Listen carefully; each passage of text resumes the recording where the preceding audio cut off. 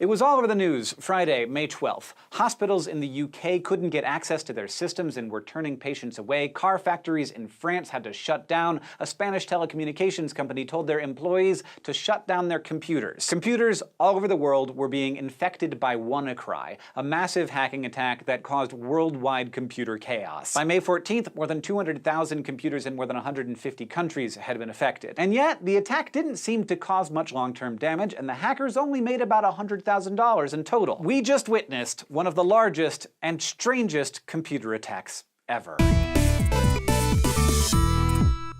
Wannacry is an example of a type of attack called ransomware, where the data on an infected computer is encrypted or scrambled. In return for restoring access to your files, the hackers demand a ransom payment. In this case, either $300 or $600 worth of the digital currency Bitcoin. There are lots of kinds of ransomware out there, but Wannacry spread very quickly using a tool that security experts believe was created by the NSA. To be clear, the NSA wasn't interested in ransom, just in snooping. But they created a tool that took advantage of a security weakness in Microsoft software. This tool, dubbed Eternal Blue, exploits a vulnerability in something called the Server Message Block, or SMB protocol. The SMB protocol is basically a system for sharing file access across a network. It's used by lots of people all the time, and the reason why you might never have heard of it is that normally it's totally safe. Well, the NSA discovered that in some versions of Windows, the SMB protocol can be tricked into accepting packets of data from remote attackers. Eternal Blue was designed to use that flaw as a way in. That's pretty freaky to think about, but no one outside of the NSA would have known about it, and Wannacry might never have happened if it weren't for a leak earlier this year. In April, the Shadow Brokers, a group of hackers that's thought to be tied to Russia,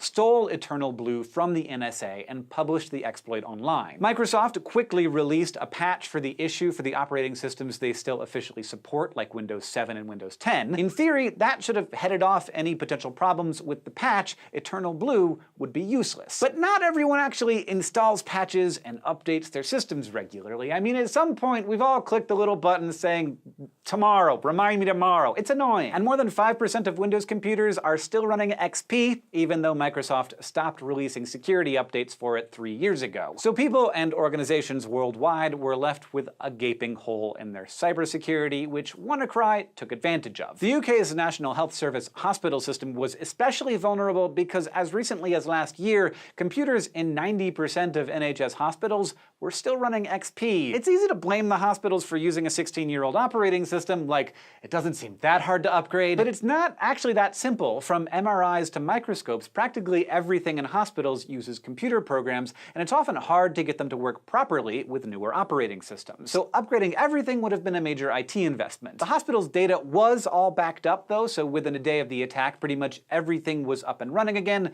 no ransom payments needed. But just like not everyone downloads and installs those annoying software updates, not everyone is as vigilant about backing up their data as they should be, so even though most big organizations were fine, lots of individual people were losing access to their data. That is, until someone discovered that Wannacry had a major flaw, a kill switch that an anonymous cybersecurity expert in England discovered almost by accident. This hero, who goes by the name Malware Tech, was looking through the Wannacry code as it spread on Friday and found that it was built to check whether or not a specific gibberish URL led to a live website. So he registered the domain to see what would happen, and it turned out to be a kill switch built in by the ransomware's creators. Registering the URL was a signal that stopped the malware from spreading. New variants of the malware have popped up and continued to spread, but they've mostly included their own kill switch domain names, leading to a game of cybersecurity whack-a-mole. It's not clear why the hackers behind the attack included this in the code, but we're lucky they did. And that's the thing, the part of the ransomware's code that's based on Eternal Blue is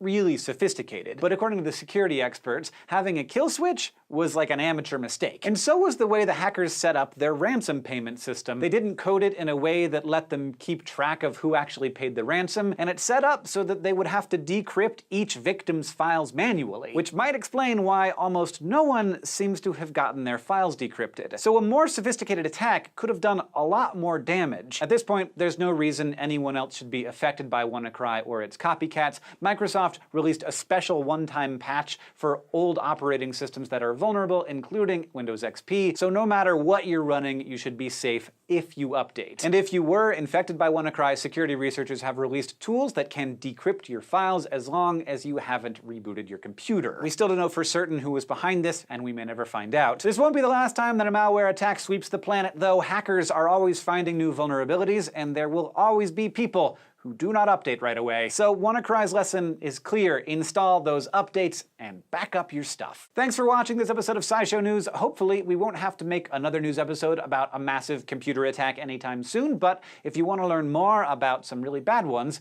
check out our video on the worst computer viruses of all time.